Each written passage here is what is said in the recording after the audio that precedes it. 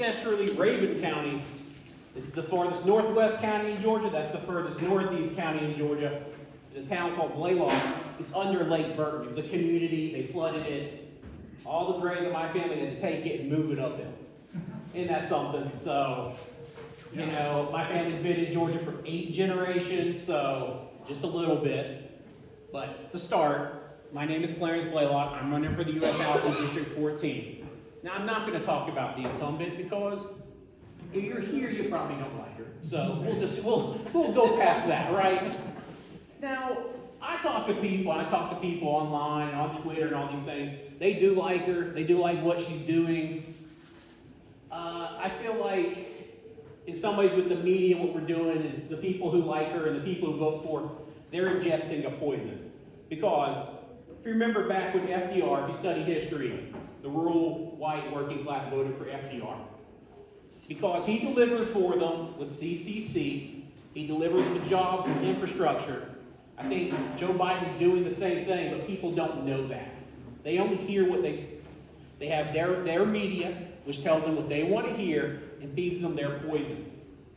Now, I've worked with Republicans. I worked with a Republican to fight against a place called the City of East Cobb, which is in East Cobb County, okay? So he didn't like it for tax reasons. I didn't like it because they were trying to take over zoning. So different reasons. We both thought it was a waste. Me and this guy, we don't vote for the same people. We never ever do. He's a Republican consultant, I'm a Democratic consultant. But see, there are 100 things that people want done. 80 of them I will not agree with the Republicans on. But there are 20 things that everybody will agree on. Republicans and Democrats. So when I talk to somebody, they're like, I hate Joe Biden. I don't want to vote for it. If I vote for you, am I voting for him? Okay, listen, I would love for you to vote for Joe Biden. Please let me tell you why you should vote for Joe Biden. Joe Biden needs to win. But I will make the case for him every time, okay? Now, making the case for me, here it is. The incumbent's not in the district. You don't hear from her. It's showboating. It doesn't help you. Her own caucus doesn't listen to her. She brings a bill up, okay? They ignored her and they did a copycat bill. So she can't get anything done being in the majority. It's just about raising money from outside the district, funding her ego, and guess what? Even if she won, she's not going to be here in 2 or 3 years. That's guaranteed. I have seen this in politicians. When they can't get anything done, they get bored and they go run for something else. And that's where she's at. So here's the good news. She's going at some point. Now we're running to give her an early exit. That's what we hope, right? And they'll tell you, everyone will tell you, I'm not going to say it, we can win, we're definitely going to win, get me in, we're going to win, right? We had a good number last time, in the 30s, right? Now what did we not do last time? We had a lot of money exit the district. $600,000 left with Marcus. He's using that money to run against Dade Scott right now. I run before. I ran for Atlanta City Council. When I finished, I had $50 left in the bank. Enough for my balance not to go negative. You leave it on the ground. You make your contacts, you leave it on the ground. I don't need to get votes from Democrats. Anyone who gets this, if it's not me, if it's the other 3, you're not going to win this by getting votes from Democrats. They will come out for you. You need to make contact. You need to tell them to come out. But you have to win these soft Republicans. You have to bring them out to get the 50. And I'm not going to tell you we're going to get the 50. We're going to get the highest number possible no matter who it is, and I will help you. Okay? Even if I have reservations, I will help you. Because everybody here cared enough to put $5,200 down, drive down to the Capitol, and get on the ballot. Now that's something. For me, it's something. I'm not a great fundraiser. But whoever gets through this primary, the money's going to come in. We know that. So whoever wins it, they'll be well funded. But I know how to do things well. I'm a campaign consultant, part-time. I'm really a map guy. I'm a GIS analyst. I do things for schools. It's not very exciting. It's a little tech work, you know. I did Floyd County schools, making sure that schools aren't overloaded. So that's important. It's good work. But I have my way of doing things. When I run, you'll see it. It works or it doesn't, right? Life moves on. But there will be a Democrat. And I would like to also thank the 3 other people running, because it means the seat will not be uncontested. That was the worst thing that could happen. is to have the seat uncontested. You are voter suppressing, is that the word? You're committing voter suppression on yourself. Yes, absolutely. Jack over there, I'm glad he's running. That's the star right there. Because this is a hard race. He's in the trenches. He's on doors. He's meeting people. And at that level, because I ran city council, on that level, you're canvassing a lot. We're not canvassing as much, too big. But once people have seen you 5 or 6 times, what they'll tell me is, Clarence, I didn't know you. I saw you 6 times. You're working. You're a guy, your boots on the ground. You worked it and you earned it. And I think you'll earn it there.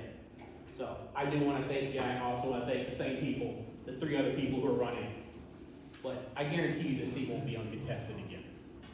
So the district is changing. It's changing down where I am in Paulding. A lot of construction down there. Some of those districts turn blue, the ones near me. But I think there is a case to be made to everybody in the district, all the way up to Dade. So the way I took up, I didn't go up the interstate. I went through the district, looked at every sign, thought about what was going on. There are a lot of people who are proud to be Democrats. They're not hiding. They're stars too. Because it's hard to be a Democrat out here. Isn't it? You know, I'm not endorsed for Phil Ollier. Phil Ollier has the most Democratic district in the state of Georgia. Okay, it's the city of Atlanta, but I'm not endorsed for him. It ain't hard to be a Democrat there. You can go on every door. It's the Republicans who are just like, I'm not going to tell you who I vote for. Okay, I know what it is. But here, nobody knows how you vote. But I think it's like we have to, in time, and I don't know how long it takes, we're going to remove that stigma. Because a lot of what the Republicans are doing is cutting that social wedge to divide classes. The racial, sex, gender, all of that. These are things meant to divide us. I know people are transgender. People who are transgender are more likely to be assaulted than be the assaultee. Immigrants are more likely to be the victim of a crime than the perpetrator of a crime. Native-born Americans are more likely to commit crime. Those are numbers, those are facts. But the way that not only Marjorie Taylor Greene, but people like Mike Collins and Gray and everyone else in our delegation, they like to use them, put somebody out, put a group out, put them in danger to get votes, to get donations, to split people up. But this is what we lost. It's that poison that people ingest. I don't hate anyone, but I realize when I talk to people, sometimes they are full of hatred. Why are you doing this to me? Oh, you want abortion, you want that. No, I want freedom, okay? I want women to have freedom to go to their doctor without the interference. I'm in too. I didn't know that. This is, wow, okay. I will wrap it up. So, I want people to go to their doctor without the interference of the government. I want kids to be able to read books at the library without the interference of the government. They used to be the party of freedom. That's how they portrayed themselves. I don't see the freedom anymore. I see control. Now that is a pitch to people, and that's not one we're making. And I think a lot of this party in Georgia and the nation, we're not telling people what we can do, what we've done, and also what we're going to do for them. Because people lose track of it. It's just me versus you. Red team versus blue team. But what can we do for you?